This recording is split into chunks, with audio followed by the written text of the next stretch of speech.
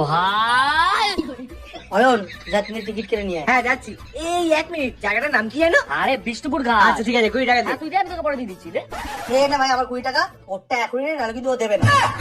তুই এরকম বলতে পারলি ভাই সঞ্জু আমাকে? হ্যাঁ বলতে না পারে কি আছে, আমার 5,000 টাকা দে। দেখ, টাকা নিয়ে কোনো কথা শোনাবে না সঞ্জু আমাকে। টাকার কোনো কমতি নেই আমার কাছে।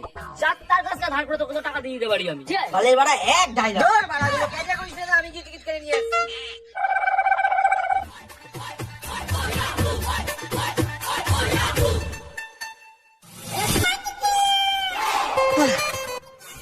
কতটা হাঁটা পথ, একটা টোটো নেই।